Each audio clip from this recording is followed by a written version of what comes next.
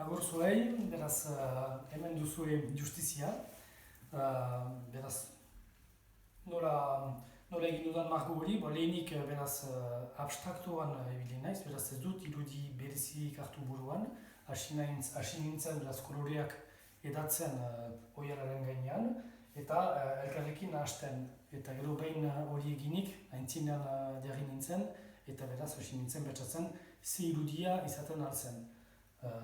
Beraz, pixat hori odeiekin egiten zen joko hori pixat baliatuz, batzutan zeru hori begira jartzen ginen, eta odeietan forma batzuk ikusten genituen.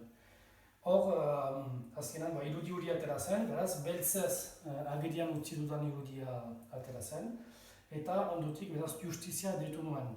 Zergatik, hemen ikusten da, beraz, emazte edo personali femenino bat, justiziari anitzetan estatuak eta ikusten dugularik emazteekin irudikatuak dira. Baina ikusten da hemen baduela liburu bat begien gainan pausaturik eta arma bat ere, hemen bomba bat badu besoan. Hori pixat irudikatzeko, justizia beraz badirela legeak, baina lege horien bidez ere batzutan bortizkeria erabiltzen dela. Eta azkenan, eskolegian edo beste munduko lekuetan ere jasan dugun gauza bat da. Beraz, hemen justizia dugu eta ondoan badugu beste personai bat hemen pixat izutua dena,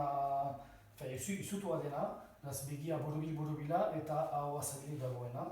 Eta hemen ere beste personai txiki bat bada, gibilean, hau ere pixat izuturik. Beraz, hau da hemen justizia zuzena hote den, beti hori da galdera.